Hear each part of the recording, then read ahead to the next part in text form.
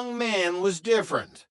It was the only reason his moral compass allowed a man to share an apartment with two beautiful women. You mean the Andrews sisters? Stanley muttered, his lip curling.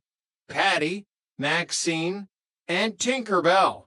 Helen rolled her eyes so hard she almost saw the back of her own head. Jack is a perfectly nice fella. He's polite, he's a good cook, and he's harmless. And more importantly, Stanley, he's safe. You know what I mean. A slow, calculating smile spread across Stanley's face. It was a rare and slightly unsettling sight, usually signaling that he had found a way to save a nickel or avoid a domestic headache. The gears in his mind turned with the audible groan of rusty machinery. You know, for once in your life, Helen, you've got a smart idea. Dating Jack. It's as safe as sending her out in an armored truck. He wouldn't know what to do with a girl if she came with an instruction manual. Chapter 2. The Jimmy Cake and the Great Betrayal. Upstairs in apartment 4, the atmosphere was a stark contrast to the Roper's stagnant peace. The air smelled of floor wax, lemon furniture polish, and the cloyingly sweet scent of cheap vanilla frosting. It was Jeanette's birthday, and the apartment was intended to be a hive of clandestine activity. Jack Tripper burst through the front door, his lanky frame nearly tripping over the welcome mat. He was balancing a white cardboard bakery box in one hand with the grace of a drunken tightrope walker. Jack was a man of constant motion, his energy level perpetually set to overdrive.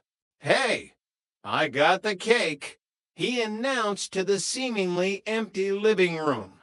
Chrissy Snow emerged from the kitchen, her blonde ponytail bouncing with every step. She was wearing a brightly colored apron over her dress, looking every bit the picture of 70s domesticity. "Oh, good. Where's the birthday girl?"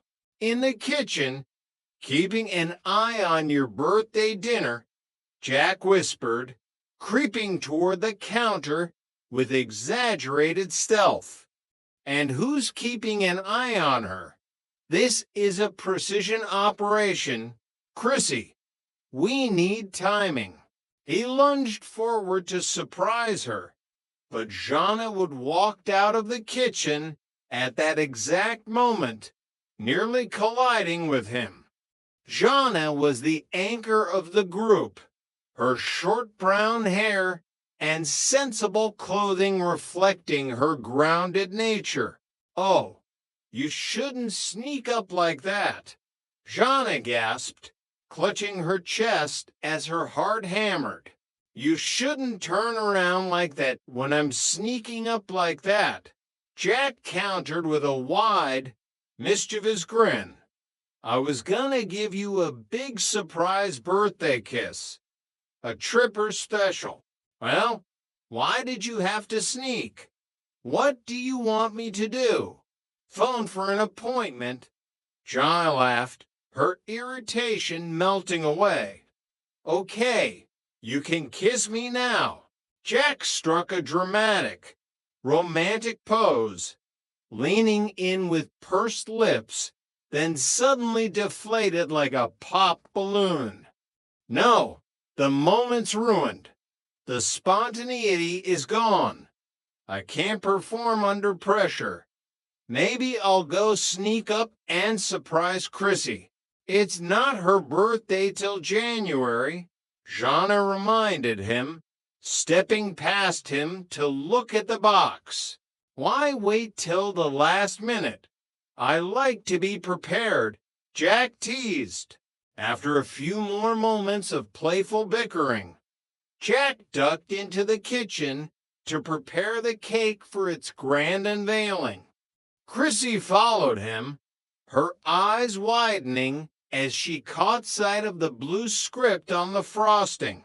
"Jack, this cake says Happy Birthday, Jimmy," she whispered loudly. Jack didn't miss a beat, grabbing a spatula and examining the damage. I know. Some guy named Jimmy didn't pick up his order, so I got it at half price. It's a recession. Chrissy, if you can't give Jana a Jimmy cake, she might notice. I'm a culinary artist. I'll just scrape off the Emmy so it reads Happy Birthday, Jay. It has that informal California touch. But her name is Jana, Chrissy pointed out, her brow furrowing in confusion. J is short for Jana, or Jack, or Jailbird. It's versatile. It's chic, Jack insisted, already elbow deep in sugar as he performed surgery on the frosting. As Jack worked on his culinary forgery, a sharp, rhythmic rapping sounded at the front door. Stanley Roper stood there when Jack opened it, looking profoundly uncomfortable in the presence of youth and vitality. He cleared his throat, his eyes darting around the room as if checking for contraband or unnatural behavior. Jack, could I see you for a minute? Alone?" Jack wiped his frosting-covered hands on his apron and stepped into the hallway, leaving the door ajar. "Sure, Mr. Roper. What's up?" "Toilet backed up again. I told you, those all-day vitamins you're taking are powerful. They could clog a Hoover Dam." Roper ignored the joke, his face remaining a mask of seriousness. He beckoned Jack further into the hallway, his voice dropping to a conspiratorial murmur that barely cleared his own chin. "Did you ever take out a girl before?" Jack blinked, genuinely taken aback. He leaned against the doorframe. "Before what?" "Before breakfast. Before the invention of the wheel. I mean, it's not against the rules for you fellas, is it?"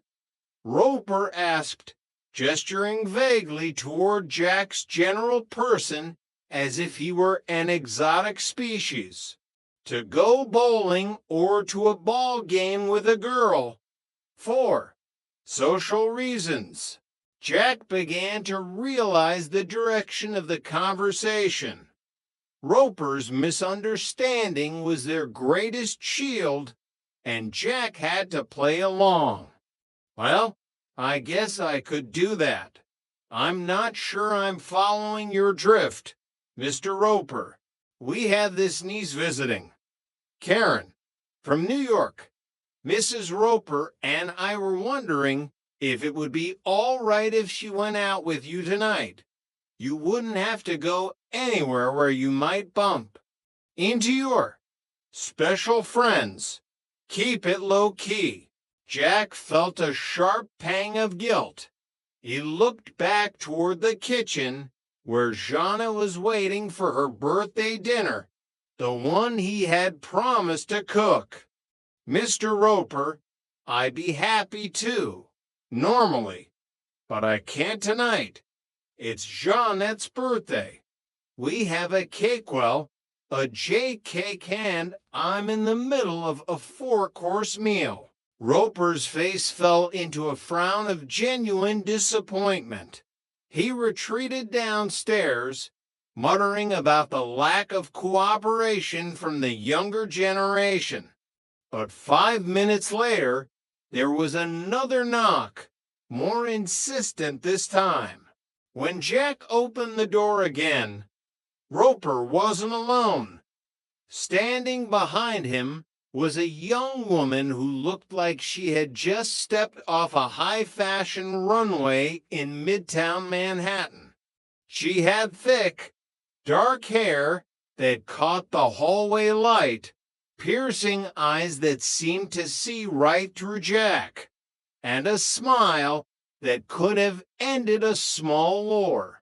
Jack's jaw practically hit the floorboards. His brain momentarily short-circuited. This